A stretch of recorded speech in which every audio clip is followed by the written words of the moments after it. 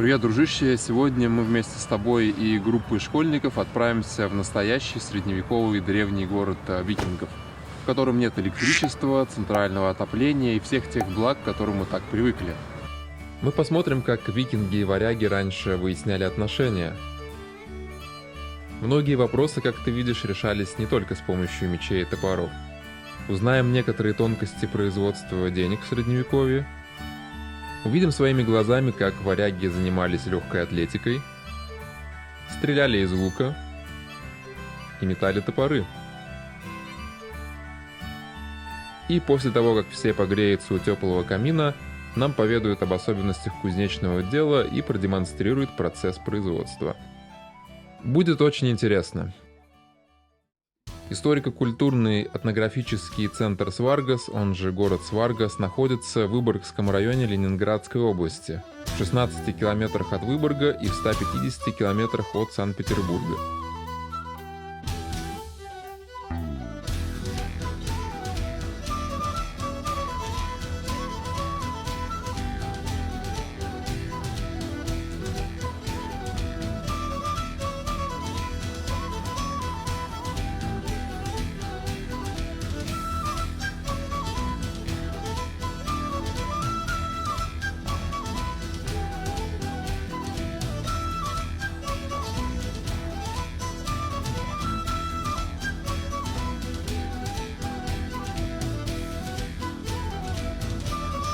Перед тем, как ребята попали во внутренний двор Сваргаса и увидели его внутреннее убранство, с нами познакомились хозяева города. Я представлюсь, меня зовут Ульф, я являюсь лордом города Сваргаса.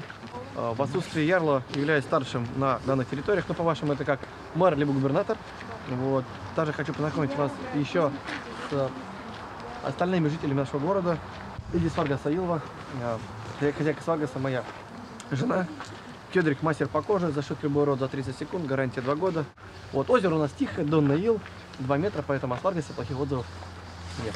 Сейчас прозвучит важная информация для тех, кто хочет посетить Сваргас, и почему это место в первую очередь считается городом, а не музеем. Вы приехали к нам в гости. Хоть мы считаемся музеем, но в обычном традиционном понимании мы не являемся музеем, в котором есть электричество, в котором есть актеры и так далее. Понятно? Да. Все, что сегодня увидите, друзья мои, это взаправду, в настоящую. Мы попытаемся максимально рассказать вам, скажем так, один день из жизни средневекового города, как это могло быть более 2000 лет назад. Для начала давайте проверим, кто из вас тролль, кто из вас человек. Тот, кто человек, может дать из этого рога такой вот красивый, ровный, приветственный звук.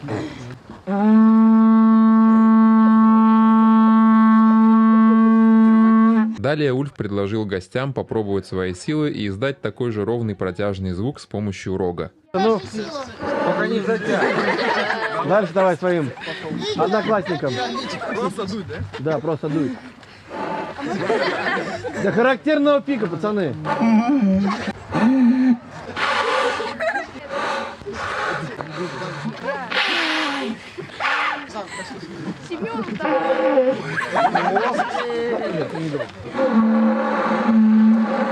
Но в этом деле есть один секрет, о котором никто не знал.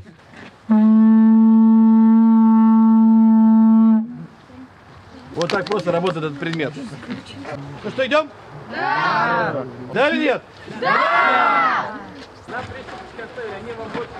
И вот, наконец, все проследовали во внутренний двор. Уверен, что многие, кто смотрел сериал «Игра престолов», найдут что-то общее с Винтерфеллом или замком Ночного дозора. Лично мне двор показался очень уютным и ухоженным. Мне надо 2 отважных, бесстрашных добровольцев.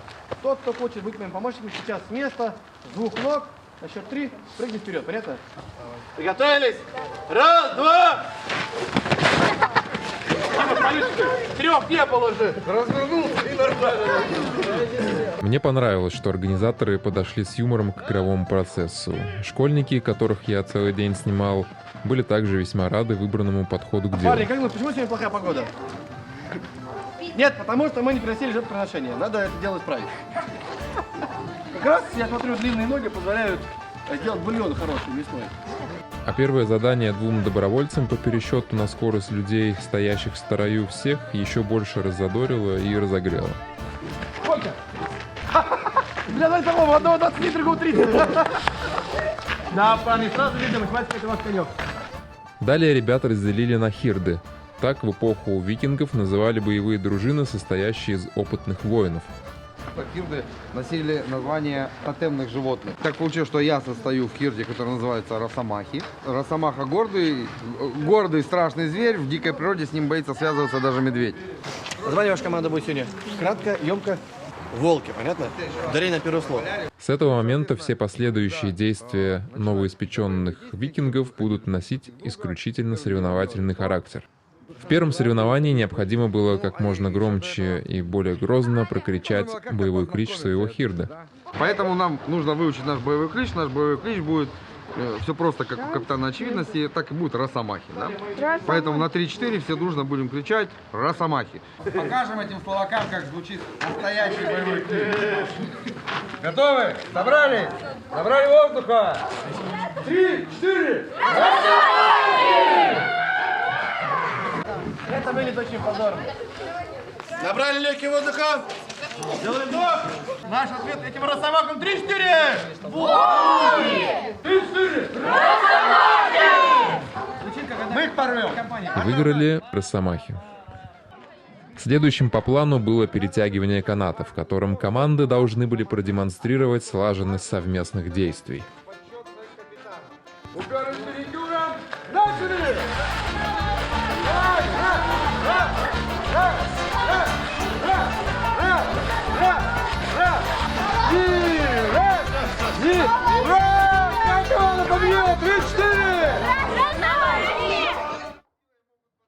Как вы знаете, во времена викингов не было асфальта, ливневой канализации и резиновых сапог. А вот луж и грязи хватало на всех и на каждого. И зачастую пересечь гигантскую лужу можно было только по узкой доске. Но что делать, если по этой доске тебе навстречу идет кто-то другой и уступать дорогу не собирается? Ответ на этот вопрос попытаются найти эти молодые викинги. Работаем вашими чудными орудиями только до нижних полушарий головного мозга.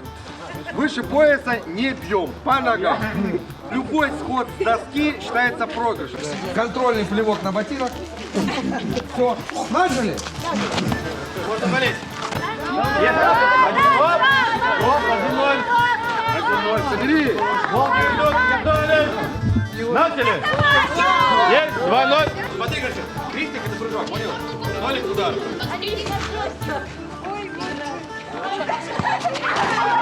Приготовились? Начали! У всех получается разойтись по-разному. Мы работаем без паузы. Кто-то смог сделать из этого целое представление. Все, можно болеть! 1-1. Блин, запомни, ты когда словно наступил на колобка. Команды не было, кто-то ее бьет бесчинно. Приготовились? Мне кажется, в команде, девчонки. Ну, так, ну, можно болеть, друзья мои. Видите, что имя Марика делает с человеком, скручивает его прямо вообще. Приготовились. Приготовились. Приготовились. И... Победа Росомах. Но средневековье не было бы средневековьем, если бы не воины, отстаивающие честь своего хирда в зрелищном поединке на мечах. Так давай же вместе посмотрим, как раньше проходили эти поединки. Вот они, бесстрашные воины! Бурноватцы! Бурноватцы!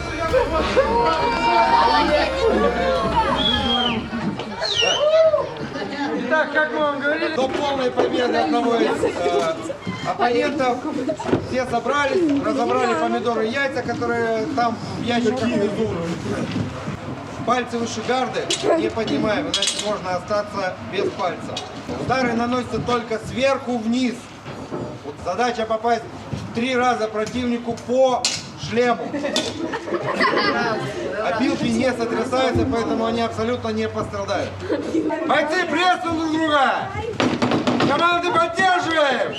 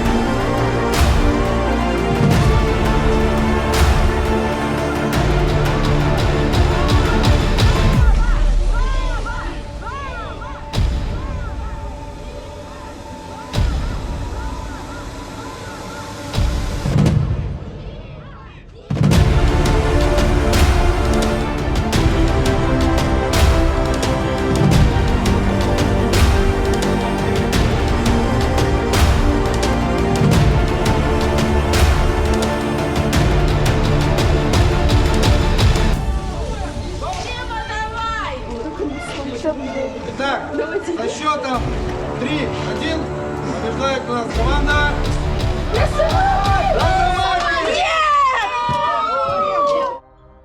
Ну что ж, как по мне, битва была эпичная. Ребятам-воинам спасибо за этот зрелищный бой. Друзья мои, давайте проходим за мной.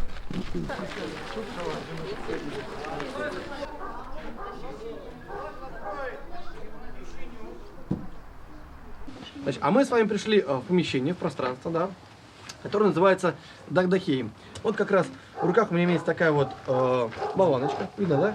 Это, видно? Это монета желтого цвета, так скажем, государство имеет монополизм на золото, да, поэтому мы не можем сказать, что это золотая монета. Мы говорим, что монета какого цвета? Желтого цвета, правильно? Вот мы сейчас как раз на ваших глазах сделаем нашу свармарку. В Средневековье серебряная марка весила порядка 28,10 грамм серебра. Достаточно большая вес единицы, на нее можно было много чего купить. Мы сейчас как раз на ваших глазах отчеканим и делаем нашу замечательную монетку. Берем нашу вот такую абсолютно кувалду, можно подержать. Оп!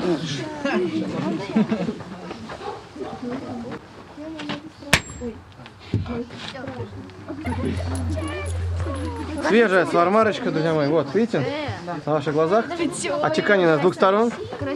Курс свармарки 1 к 200, но это еще не полноценная монета. Почему?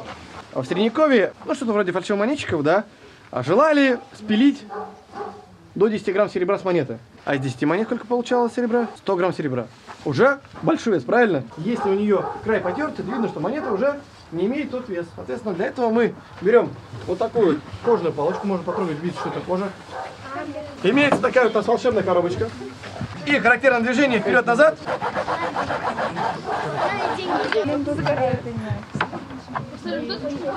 Вот это полноценная свармарка. Если у вас есть два гусиных яйца, мы с вами можем обменяться. Наш курс свармарки равняется 1 к 200. Понятно? Но сейчас мы с вами пройдем как раз в охотничьем угодье, где у вас будет первая возможность проявить свои способности для того, чтобы приблизиться к шагам, чтобы получить свармарку.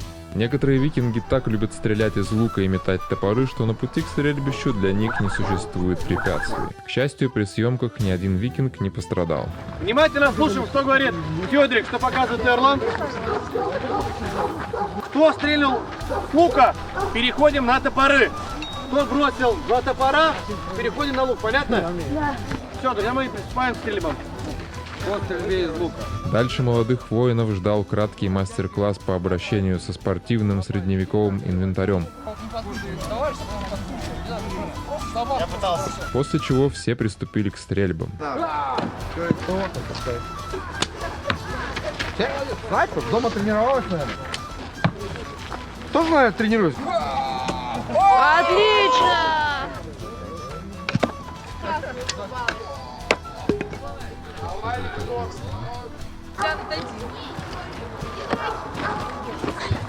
О, молодец. Заплати ведьмаку. Огонь. О, молодца. Тоже тренируется в компании. Огонь. Железный и деревянный. Давай. Молодец.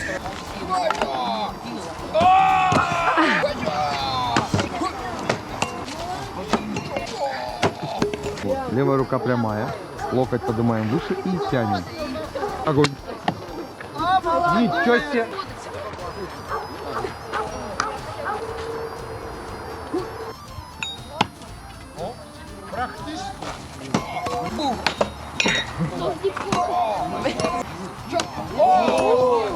Локоть выше.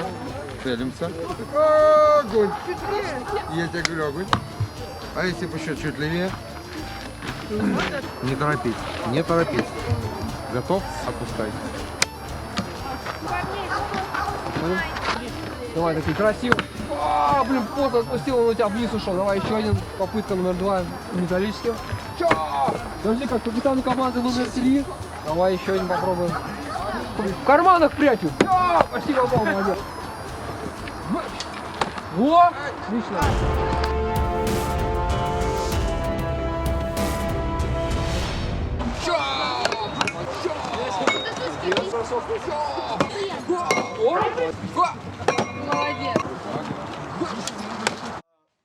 И на этой позитивной и меткой ноте мы наконец покинули стрельбище, и немного подуставших ребят ждал теплый зал с камином, где под уютное потрескивание дров им рассказали несколько интересных исторических фактов о средневековом вооружении. Нужно оружие, которое можно дать крестьянину, он с этим оружием с детства знаком. Вот руки привыкли, да? Такое оружие было. У каждого из вас на даче есть что? Топор. Но не в понимании того, который был на даче. На вооружении были вот такие топоры с рукоятью порядка метра. И такой топор, вы все знаете, как называется. Ну а после ребята направились в кузницу, где своими глазами увидели весь процесс производства изделия из железа, начиная от момента заготовки. Хорошо разогретая упаковка. Видите, как хорошо? Кинжал? Нет, ну для кинжала слишком мало. Мы делаем очень интересный предмет, характерный для юрских дней, имеющий определенную силу, значение. По словам Ульфа, в Ленинградской области можно по пальцам пересчитать настоящие кузницы, в которых для производства используются печь, горн, меха и природное натуральное сырье. В нынешнее время кузница заняла такую некую позицию мейнстрима, в том плане, что художественная ковка, да, розочки, бабочки, подковы, какие-то такие финтифлюшки. И по сути под собой не имеет никакой фундаментальности академической. То есть это какой-то пылесос, либо насос, который разгоняет воздух, да, аппарат, который позволяет гнуть любой сложности крутки на холодную, не разогревая их, да, используя сварку, болгарку, краску, делаются перила, оградки, предметы, да, и говорят, что это кузнец, но под собой не имеет никакой фундаментальности, да, и не использует даже огня, горна, которым бы это можно было делать. Вот. И получается, что называют «я, говорит, кузнец». Ну, это, конечно, большой вопрос. Поговорка «кузница пока горячо», она как была, на самом деле остается актуально. Кто знает температуру плавления железа? 1000. Нет. Попытка неплохая, молодец. 1500. Нет. Температура плавления железа 1573 градуса. Ты был близок. Тихо, друзья мои. Внимание. Сложный момент.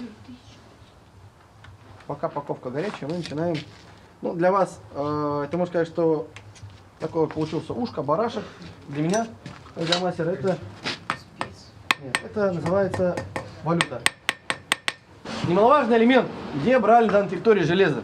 Железо брали из болот. Называлось оно болотная руда. Либо по-научному лимонит. Для того, чтобы получить хотя бы 1 килограмм сырья, подчеркиваю, сырья, не железа, нужно было собрать хотя бы 100 килограмм таких камушков. Своеобразно представить, что это железо, да? Вопрос в другом. Как человек догадался, либо кто ему подсказал, что из этих вот органических камушков, на первый взгляд, которые, да, похожи на лень фекалий, что из них можно добыть такой продукт, как железо, да? Вот. Как образовалась болотная руда? Это бывшие живые микроорганизмы, рудные конкреции, которые при окислении, вот, при окислении с воздухом получалась такая некая минерализация, кристаллизация, да, затвердевание. Вот. Но по своей сути, если взять в руки и попытаться разломать, они очень хрупкие. Вот. Проценты содержания в каждом камушке 0,100, а то может быть даже тысячное. Вот. Поэтому хотя бы нужно собрать 100 килограмм таких камушков, да, чтобы получить 1 килограмм полезного материала. То есть здесь не работал один, у него были помощники, подмастерья, которые помогали ему в этом нелегком труде. В зависимости от сложности работ, это были молодые ребята в возрасте 5-6 лет, которые начинали у кузнеца обучение. И в конце мы получали целиковое. Так вот представьте, сколько нужно было дров, сколько нужно было времени и терпения для того, чтобы сделать хотя бы один полезный кусочек железа, металла, хотя бы вот такой вот. Это то, что у меня в руках находится, называется криса, крисное железо. Это то, из чего как раз это было сделано. Данный кусок, брикет железа, мы нашли на берегу нашего озера, нашел товарищ. Вот это тот самый кусочек, можно здесь видеть, что край очень рыхлый, а сам себе он ровный. Вот подобного рода куски были, во-первых, с одной стороны, как клады, очень ценны. Если сравнить сейчас на ваше время, это как кусок золота будет. Во-вторых, такие были наковальни. Наковальни, которые видите сейчас, это современные наковальни. Их не было. Потому что до нашего времени ничего не дошло, скорее всего, во время войны, все, что было железно, шло в ход. Поэтому ничего не осталось. Мы, на самом деле, мы движемся финишной прямой. Я вам можно бурный аплодисмент, у нас получилось изделие.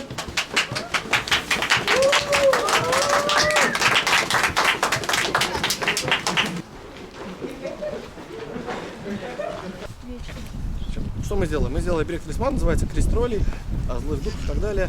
Все, что касается именно момента взаимодействия, да.